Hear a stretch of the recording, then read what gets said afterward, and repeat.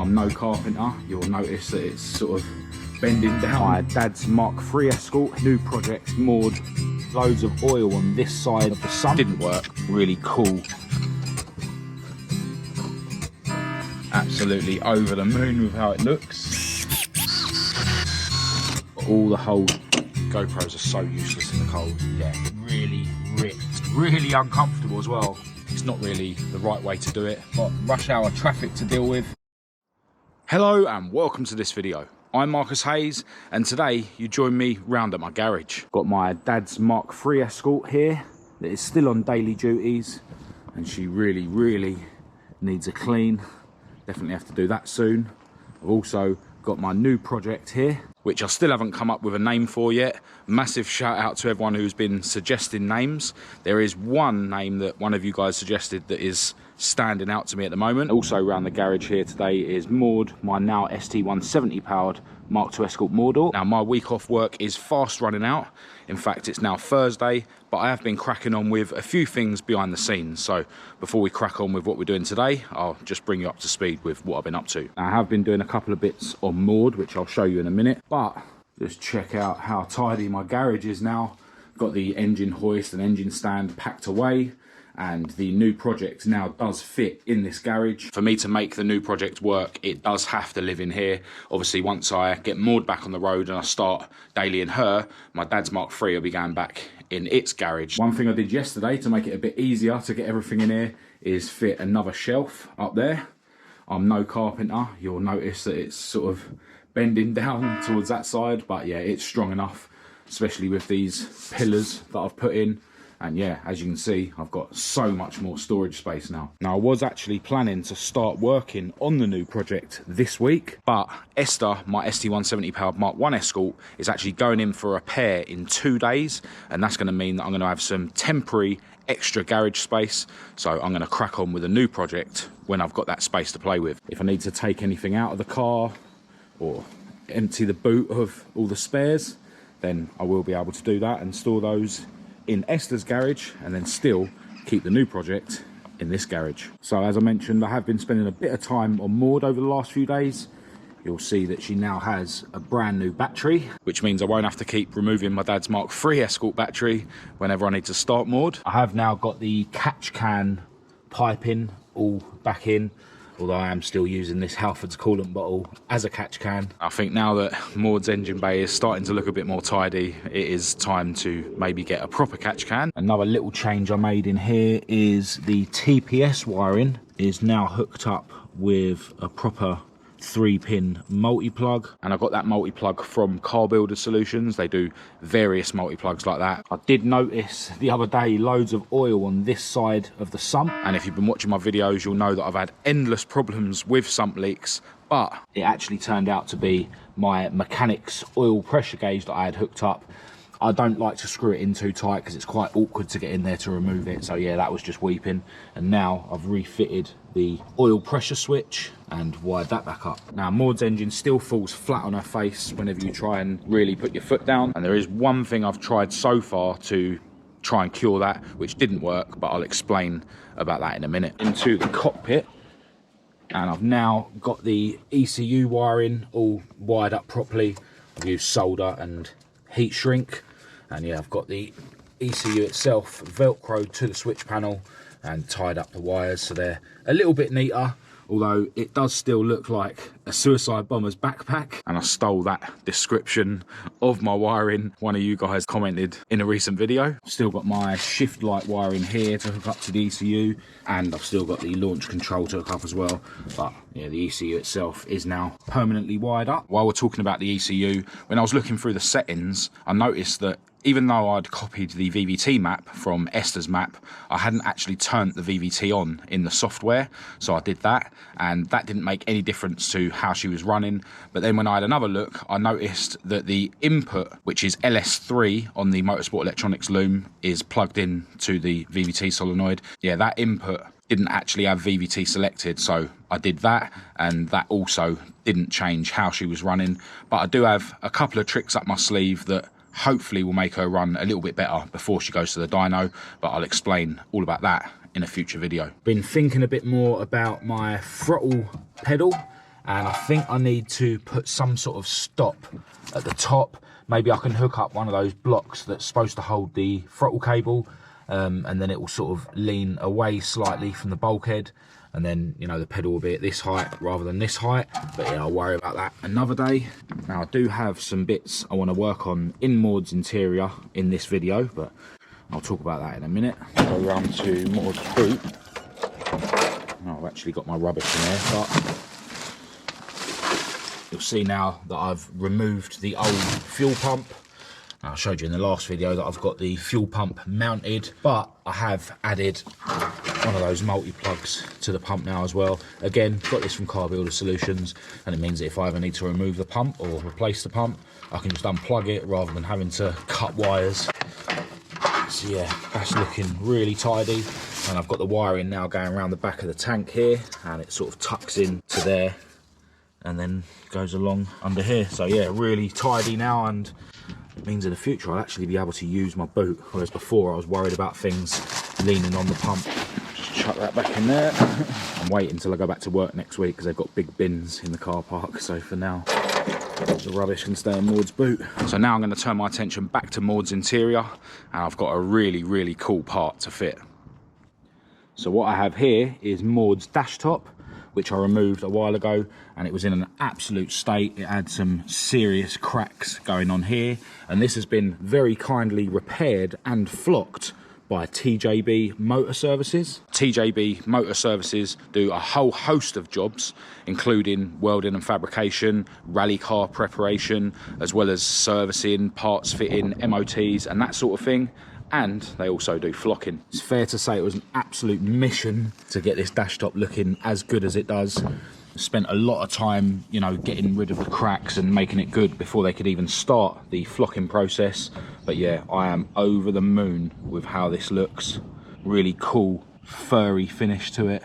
Yeah, can't wait to get this fitted back to Maude. If any of you guys need any of your car bits flocked, TJB Motor Services have very kindly offered 10% off of all flocking to subscribers to this channel. All you need to do is use the discount code Marcus Hayes. I'll leave a link to their Facebook page in the description, as well as their email address. So yeah, get in touch with TJB Motor Services. If you need any flocking, mention my name and save yourself 10%. As I mentioned when I removed this dash, they are very simple to remove and refit. You've just got these studs on the back, so you just put the dash on, put the nuts on the back of those studs, and that's the job done. There is this little bend over tab as well, but yeah, I think it's about time I got this fitted. First we'll get the clocks out of the way, I think.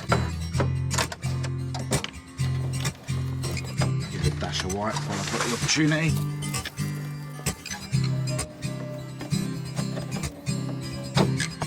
Get to this stud through here. I'll remove these heater controls like I did when I removed the dash, just so I can get to the stud that's there.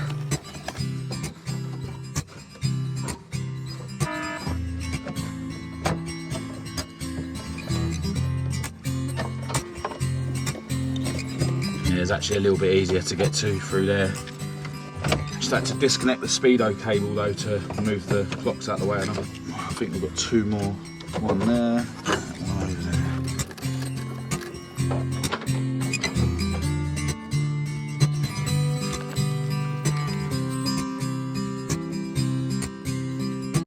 So there it is. Maude's furry dash is installed. Absolutely over the moon with how it looks. Massive shout out and a thanks to TJB Motor Services. I really appreciate you flocking Maude's dash for me. And don't forget, if any of you guys need any flocking done, you can save 10% by mentioning my name. So check the links in the description of this video and get in touch with TJB Motor Services for all your flocking requirements. So I do actually have some more parts to fit to the interior of Maude, which I'm going to be looking at in this video. But first, I think it's time to add her first pieces of carbon fibre. So what I've got here are a pair of rear light lens protectors. Now these were very kindly sent to me by Garry Bull, and Garry Bull is the man responsible for producing most of the carbon fibre that I've got fitted to Esther, my ST170 powered Mk1 Escort. As we speak, Garry is manufacturing a new ducktail carbon fibre boot lid for Esther and a new rear bumper to replace the ones that got damaged in the accident, as well as another couple of pieces of carbon fibre which I'll show you at some point in the future. The way these pieces fit is they're attached to the rear quarter panel here, and basically on rally cars these are to protect the lenses from stone chips and that sort of thing. But yeah, for Maude, they're just gonna sit there and look cool. Now if you need any carbon fibre pieces for your Mk1 Escort or your Mk2 Escort, because it looks like he's moving into that market as well, definitely get in touch with Garry Bull. I'll leave links to his Facebook and his Instagram in the description of this video, and definitely let him know that I sent you. And it's worth noting as well that Garry plans to build a full carbon fibre Mk1 Escort shell at some time in the future. I know he's already in the process of doing that, and I really can't wait to see that. Anyway, as you can see, I've roughly marked where they need to go. I've also marked the other side already. So yeah, I think I'm gonna drill a few holes in these carbon protectors and then mark the car where the holes need to be in the car, and then I'm just gonna rivet them on. I'm gonna aim to use these really tiny rivets. It should look neat. I think I'm gonna put those rivets there and then maybe just have 2 there. Alright, so I've drilled the passenger side one now in roughly the same places. I think I'll install this one first. I'll just hold this in position where I marked it earlier.